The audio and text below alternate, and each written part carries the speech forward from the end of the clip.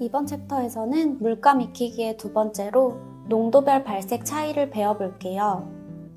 물 조절하기를 응용해서 하얀색을 제외한 12가지 색상의 농도별 차이를 배워볼 거예요. 붓을 물에 푹 담가주세요. 그다음에 저는 빨간색부터 채색을 해볼 건데요. 붓에 물감과 물을 듬뿍 묻혀주세요.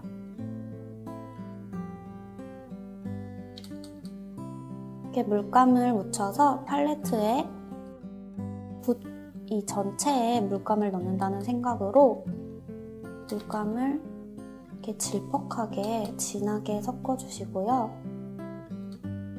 칸의 앞부분부터 칠해볼게요. 이때 중요한 건 붓을 이렇게 너무 세워서 쓰지 마시고요. 칸이 되게 넓잖아요. 붓을 눕혀서 칠해주세요. 이렇게 붓을 눕혀서 쓰면 넓은 면적을 칠할 때 훨씬 효과적이에요. 이렇게 3분의 1 정도 칠하셨으면 붓에 물을 추가해서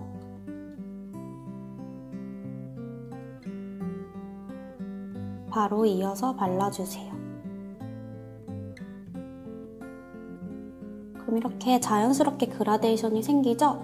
배웠던 물 조절하기를 생각하면서 붓에 물을 점점 추가해서 색이 점점 연해지도록 칸을 채워주세요.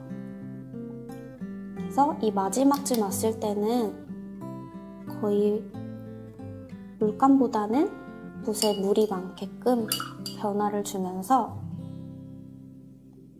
칸을 채워줍니다. 이렇게 같은 색이지만 진하게 쓰는 것과 연하게 쓰는 것은 느낌이 아주 달라요. 그 다음 주황색 물감도 똑같이 해볼게요.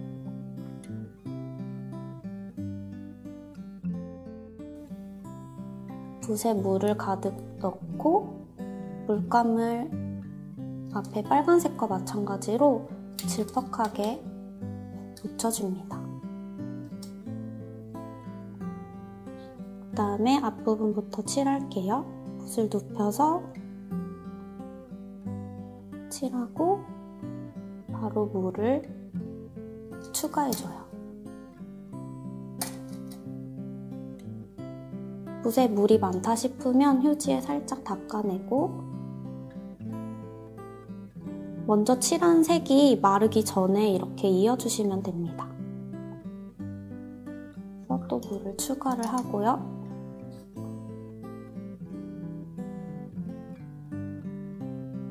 마지막쯤에는 거의 물감이 없는 상태에서 물로 이렇게 색상을 이어주세요.